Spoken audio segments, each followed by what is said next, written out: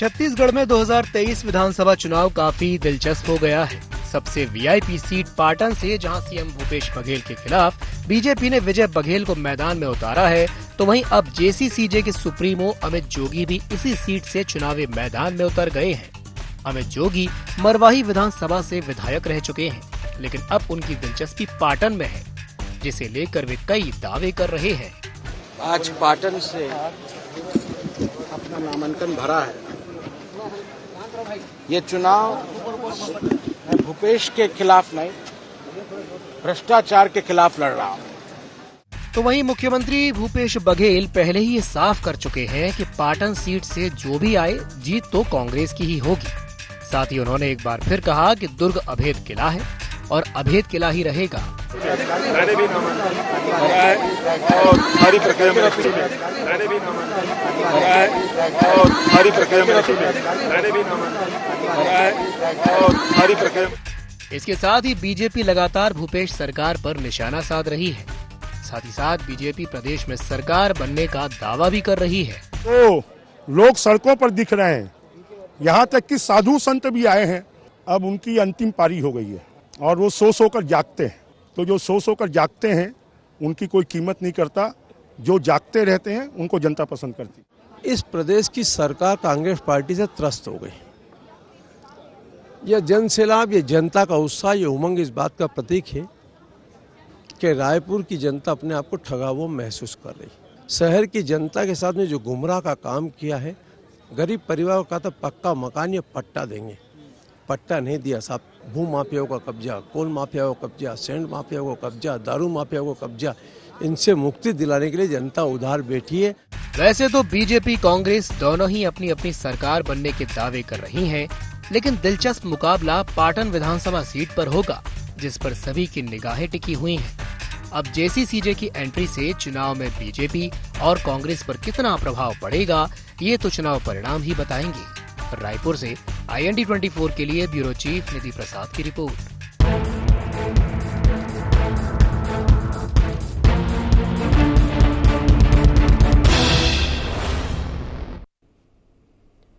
नमस्कार, जय जोहार, गुहार। छत्तीसगढ़ में आप सभी का स्वागत है। मैं हूं आपके साथ दिव्यांशु जोशी। चर्चा को आगे बढ़ाएंगे, लेकिन उससे पहले जान लेते हैं क्या हैं आज के गुहार पॉइंट्स। पाटन से अमित जोगी के मैदान में आने के क्या है मायने? क्या भूपेश को उनके गढ़ में घेरने की कोशिश होगी कामयाब? पाटन में क्या बन पाएंगे त्रिकोणीय मुकाबले के हालात? जेसीसीजे को बीजेपी की बी टीम कहने के आरोप में कितना दम? तो पाटन की जो जंग है वो काफी दिलचस्प हो गई है। छत्तीसगढ़ की सबसे वीआईपी सीट से माना जाता है। यहां पर अब जो मुकाबला है वो त्रिकोणीय हो गया है। कका वर्सेस भतीजे के बीच में जेसीसीजे के सुप्रीमो अमित जोगी ने भी नामांकन भर दिया है। तो आज इसी विषय को लेकर के हम चर्चा करेंगे और चर्चा को विस्तार देने के लिए हमारे साथ चार खास मेहमान जुड़ रहे हैं। हमारे साथ चर्चा में जुड़ रहे हैं नितिन भंसाली जी, जो कि कांग्रेस प्रवक्ता हैं। साथ ही साथ हमारे साथ जुड़ रहे हैं उमेश घोरबोड़े जी, जो कि बीजेपी प्रवक्ता हैं, और हमारे साथ जुड़ रहे हैं भगवानु नायक, जेसीसीजे प्रवक्ता हैं, और हमारे साथ जुड़ रहे हैं डॉक्टर अजय चंद्राकर, जो कि राजनीतिक विश्लेषक हैं और वरिष्ठ पत्रकार हैं। आप चारों ही मेहमानों का बहुत बहुत स्वागत है IND 24 में। सबसे पहले मैं शुरुआत करना चाहूंगा भगवानु नायक जी से। भगवानु जी, जेसीसीजे की एंट्री ने काफी दिलचस्प बना दिया है पाटन के इस चुनाव को, लेकिन मेरा सवाल आपसे यह है कि अमित जोगी का पाटन से चुनाव लड़ना, मुख्यमंत्री भूपेश बघेल के सामने वो लड़ रहे हैं, तो क्या मुख्यमंत्री भूपेश बघेल को वो चुनौती दे पाएंगे? ये बड़ा सवाल है। भगवानु जी। देखिए दिव्यांशु जी, ये अमित जोगी स्वर्गीय अजीत जोगी जी के पुत्र है और उनके रगों में अजीत जोगी का खून दौड़ रहा है जी। और ये चुनौतियों से कभी घबराते नहीं है। स्वर्गीय अजीत जोगी जी के निधन के पश्चात हमारी पार्टी में अगर सबसे बड़ा कोई चेहरा है तो अमित जोगी है, और वो चाहते थे इस बार कि वो पूरे छत्तीसगढ़ में जाकर के जितने भी प्रत्याशी हमारे उनके लिए प्रचार प्रसार करेंगे और उनको जिताने का काम करेंगे। लेकिन पाटन की जनता 29 अगस्त 2023 को हमारी चुनाव दौरे का कार्यक्रम अमित जोगी जी का वहां शुरू हुआ, और पाटन की जनता ने जिस प्रकार अजीत जोगी जी को प्यार देती थी, हमेशा उनको देखने के लिए, सुनने के लिए हजारों की, सैकड़ों की संख्या में उमड़ती थी, तो पाटन की जनता ने जो प्यार दिया और लगातार पाटन में माननीय अमित जोगी जी के कार्यक्रमों की डिमांड बढ़ी, कई कार्यक्रम वहां हुए और लगातार भारतीय जनता पार्टी और कांग्रेस से छोड़ करके पाटन की जो जनता है वो लगातार पाटन के जो नेता कार्यकर्ता जुड़ते गए और उन्होंने गुहार किया कि आपकी जरूरत पाटन में है और पाटन से आप चुनाव लड़िए। तो अमित जोगी जो है कहीं ना कहीं आज छत्तीसगढ़ में, हमारी लड़ाई भारतीय जनता पार्टी कांग्रेस से नहीं है, अमित जोगी की लड़ाई रमन सिंह जी से या भूपेश बघेल जी से नहीं है, हमारी लड़ाई इस प्रदेश में गरीबी से है, भ्रष्टाचारी से है, बेरोजगारी से है, जिस प्रकार से शराबखोरी हुई है, अपराध बढ़ा है, उसकी लड़ाई लड़ने के लिए अमित जोगी पाटन से जो है ये चुनाव लड़े हैं और पूरी ताकत के साथ ये चुनाव लड़ेंगे और हमारे पक्ष में जो है परिणाम आएगा। ठीक है। नितिन जी के पास मैं जाना चाहूंगा। नितिन जी, इस तरह से कहा जा रहा है कि ये जो जेसीसीजे है ये बीजेपी की बी टीम है और इस तरह की बातें हो रही हैं, क्या कहेंगे इस पर? क्या वाकई में आप बी टीम मानते हैं बीजेपी की? नितिन जी। 100% बी टीम है। दिव्यांशु जी, आप पूरा परिदृश्य देखिए, इस चुनाव का क्लियर हो रहा है। वहां से किस्मत लाल को कांग्रेस ने टिकट नहीं दी तो बुला के तुरंत गुलाबी गमछा गले में डाल के उनको प्रत्याशी बना दिया। वहां पे गोरेलाल बर्मन को गुलाबी गमछा पहना के प्रत्याशी बना दिया। प्रत्याशी इनके पास है नहीं, पूरे प्रदेश में यदि देखें इनके पास लोग नहीं है। जिस प्रकार अजीत जोगी जी की लोकप्रियता थी, ये मैं मानता हूं कि अजीत जोगी एक लोकप्रिय नेता थे, छत्तीसगढ़ में उनकी एक इमेज थी, उस इमेज को या कहूं कि स्वर्गीय अजीत जोगी जी की इमेज को नाक कटवाने जैसी स्थिति अमित जोगी पाटन में चुनाव लड़कर करेंगे। आप ये मानिए कि आत्महत्या है राजनीतिक रूप से ये अमित जोगी की। पहले ही वहां पर बलि का बकरा एक बांध दिया गया है, विजय बघेल शेर के सामने बकरी बांधने जैसा वहां पर हो चुका है पहले ही। तो कहीं ना कहीं भाजपा को ये भय सता रहा है कि हम लड़ाई से बाहर हो रहे हैं, तो इस प्रकार की बी टीम को खड़ा करके, प्रत्याशियों को खड़ा करके वोट कटुआ की एक बहुत बड़ी भूमिका निभाने का प्लान है इनका। पर ये प्लान बी टीम का जो ये प्लान है, ये प्लान सुपर फेल होगा। और आप देखिएगा सर्वाधिक मतों से यदि इस प्रदेश में कोई चुनाव जीतेगा किसी विधानसभा में, तो वो पाटन में भूपेश बघेल जी जीतेंगे। अवैध किला है। चलिए एक रिएक्शन में उमेश गोरमोड़े जी से भी ले लेता हूँ। जी, ठीक है उमेश जी, हम जीतेंगे और अच्छे मार्जिन से जीतेंगे, रिकॉर्ड ब्रेक मार्जिन। ठीक है उमेश जी, आपका रिएक्शन चाहूंगा मैं। जी देखिए, कांग्रेस के प्रवक्ता का अति आत्मविश्वास मुझको हास्यास्पद यहां पर प्रतीत हो रहा था। ठीक है, राजनीति है, राजनीति में चुनाव लड़ना, तमाम राजनीतिक दल चुनाव लड़ते हैं, तमाम प्रत्याशी चुनाव मैदान में उतरते हैं, लेकिन शेर और बकरी की संज्ञा देना और अति आत्मविश्वास में यहां पर बात करना, जरा जाकर के पूछ लीजिए माननीय मुख्यमंत्री भूपेश बघेल जी से कि 2008 के अंदर में कौन शेर था, कौन बकरी था। पाटन की जनता ने भारतीय जनता पार्टी के प्रत्याशी विजय बघेल को प्रचंड मतों से वहां पर विजयी बनाया था। लोकसभा के अंदर में भी जिस दुर्ग को अभेद किला बता रहे थे अभी मुख्यमंत्री जी, बाइट में मैं सुन रहा था, उस अभेद किले के अंदर में सर्वाधिक मत से अगर कोई जीत करके आता है तो भाजपा के प्रत्याशी विजय बघेल जी जीत करके आते हैं।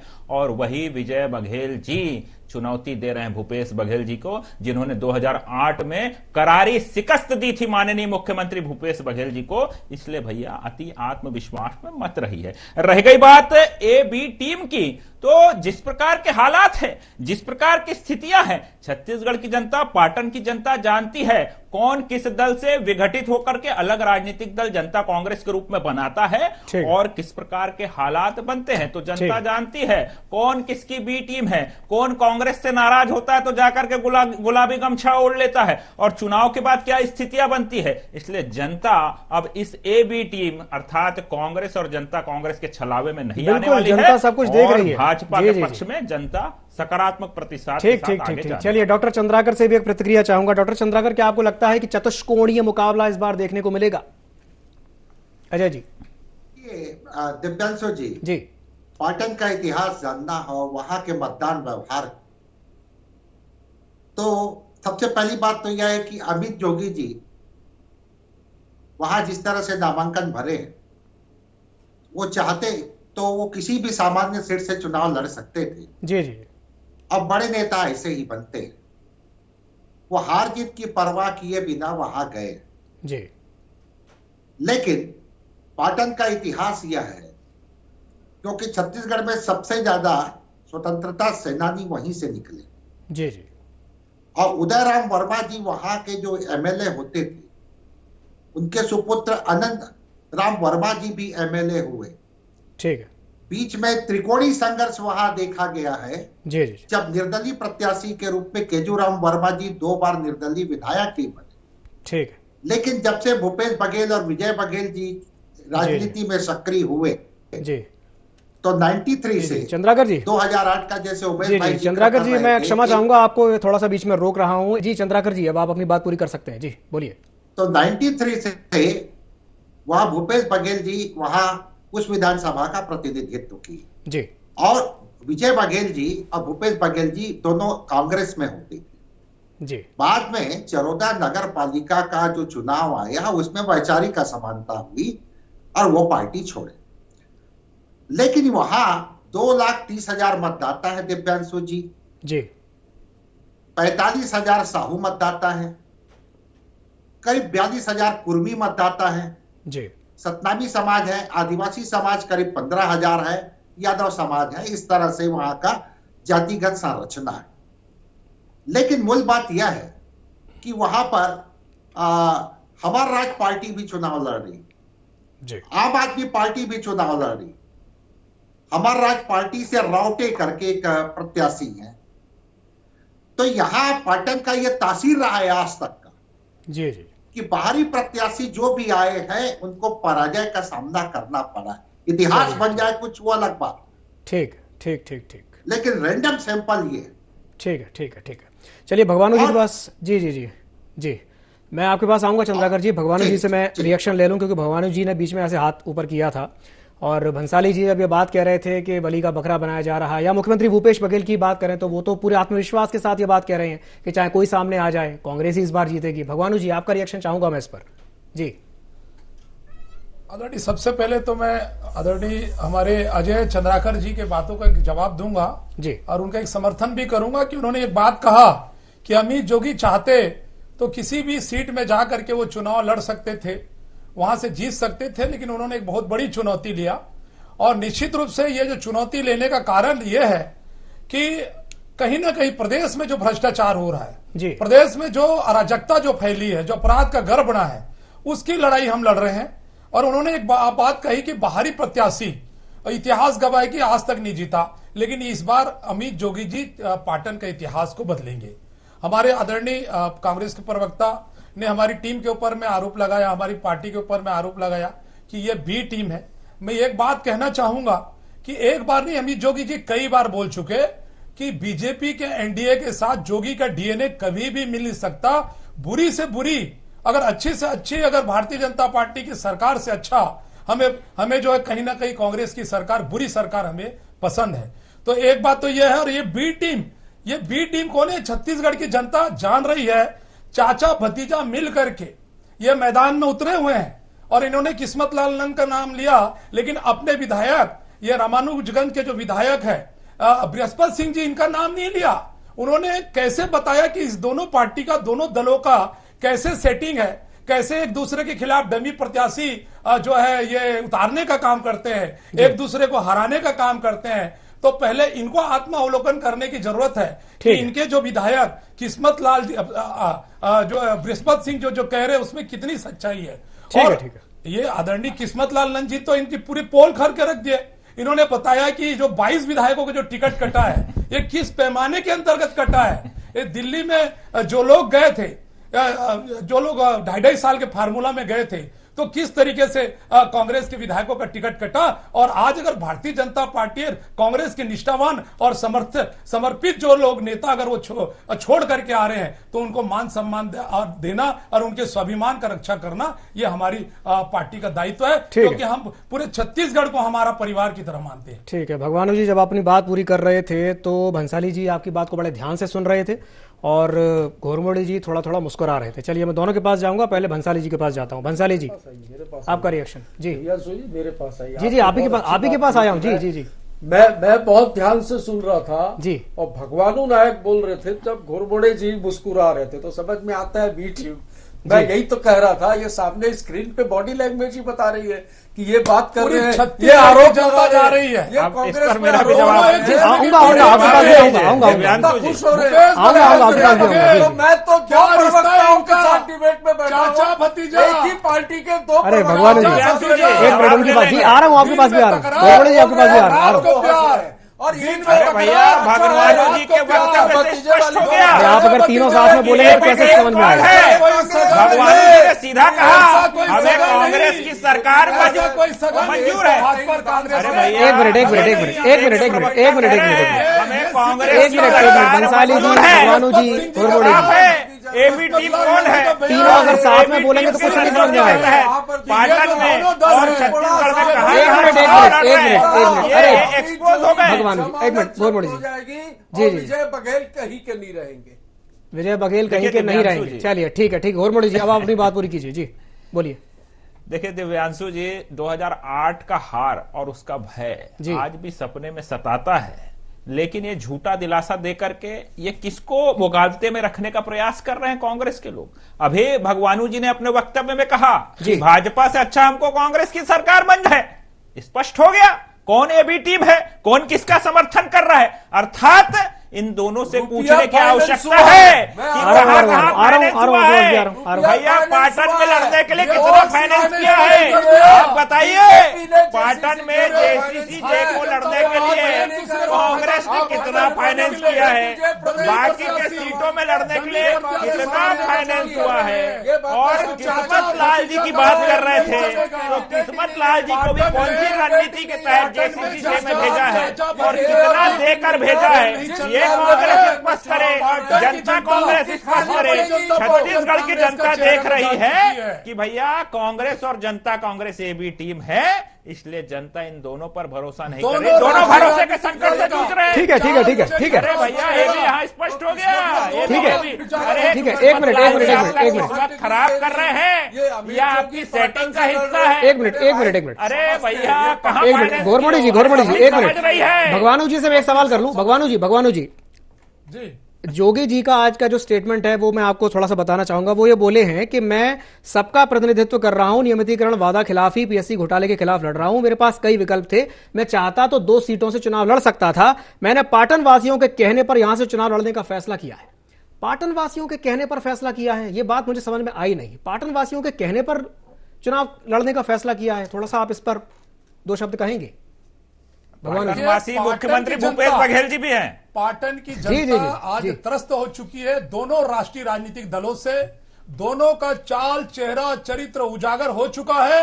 ये दोनों चाचा भतीजे जो आपस में रिश्तेदार है, इन लोगों का खेल है। फिर वही चाचा भतीजे वाली बात है। ये दिन में तकरार और रात को प्यार का इनका रिश्ता है। मुख्य 10 नाम जिन्होंने अमित जोगी को बोला मुख्यमंत्री भूपेश बघेल ने तो नहीं बोला। अरे भंसाली जी, मुख्यमंत्री भूपेश बघेल ने लड़ना तो नहीं बोला, ये कोई रणनीति तो नहीं है। अरे भैया मुख्यमंत्री भूपेश बघेल ने तो नहीं बोला, वो भी पाटनवासी है।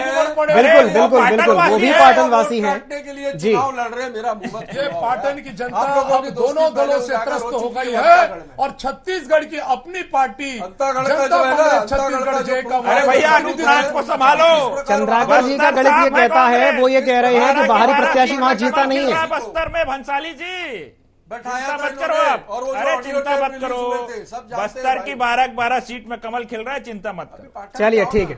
अरे पाटन में किसने बोला लड़ रहे हैं? अमित जोगी को पूछ रहे हैं, बताओ ना भैया कौन पाटनवासी है? कहीं मुख्यमंत्री जी तो नहीं है पाटनवासी जो इनको लड़ने के लिए बुलाए हैं? कौन सी रणनीति है? अरे 2008 के हार का भय सता रहा है क्या? अरे 2008 के ठीक है चलिए ठीक है। भंसाली जी एक बात बताइए। अरे नाम गिना रहे हैं दिव्यांशु जी नाम गिना लें दो। जनता का नाम गिनाऊंगा दिव्यांशु जी नाम गिना लें। पूरे नाम गिनाएंगे तो समय ऐसे निकल जाएगा। अरे भूपेश तो नहीं, अरे भूपेश तो नहीं है नाम एक। अरे भूपेश बघेल तो नहीं है एक नाम, बताऊं? अरे भूपेश बघेल तो नहीं है एक नाम। चलिए आप तो एक सवाल का जवाब दे दीजिए भंसाली जी। बता दीजिए। ठीक है भंसाली जी बता दो। एक मिनट भंसाली जी क्या आप अमित जोगी को इस चुनाव में चुनौती मानते हैं? क्या चुनौती मानते हैं भंसाली जी? हाँ पूछिए। मैं आपसे ये पूछ रहा हूँ, हाँ बोल दिया, स्वीकार लिए मानते हैं? बोल रहा हूँ भाई, आवाज नहीं है, तुम लोग इतना चिल्ला रहे थे। नहीं, मैं ये बोल रहा हूँ कि क्या आप अमित जोगी को चुनौती मानते हैं पाटन सीट पर? कोई चुनौती नहीं है भाई साहब। मैं तो भगवानू जी, कोई चुनौती नहीं है, वो बोल रहे हैं चुनौती ही नहीं है। कोई आ जाए सामने, जीतेंगे तो भूपेश काका ही। तो चुनाव का परिणाम बताएगा। अरे सेटिंग है, ये भी टीम की सेटिंग है, आपस में सेटिंग है। चलिए ठीक है, बंसाली जी कह रहे हैं कोई चुनौती नहीं है, भगवानू जी कह रहे हैं चाचा भतीजा, और गौरवड़ी जी कह रहे हैं सेटिंग है। भैया कौन बुलाया है? ठीक है, तो बता दो कौन बुलाया है। चलिए ठीक है, ठीक है, ठीक है, मैं डॉक्टर चंद्राकर जी के पास जाना चाहूंगा। ठीक है, ठीक है, ठीक है, ठीक है, ठीक है, अरे भूपेश बघेल तो नहीं है। ठीक है, ठीक है, ठीक है, चलिए चंद्राकर जी से एक सवाल। ठीक है, ठीक है, ठीक है, ठीक है, ठीक है, ठीक है, चंद्राकर जी मेरे एक सवाल का जवाब दीजिए। क्या भूपेश बघेल को उनके गढ़ में यानी पाटन में घेरने में कामयाब हो पाएंगे अमित जोगी? चंद्राकर जी नहीं, देखिए बीजेपी जो है पिछला विधानसभा चुनाव में बीजेपी भले हारी 27,477 वोट से, एक राष्ट्रीय दल है जी, राजनीतिक दल है, और पास्ट टाइम में दिव्यांशु जी अजीत जोगी जी जब सिटिंग सीएम थे, उनके अगेंस्ट में नंद कुमार साय जी चुनाव लड़े और वो हार गए जी।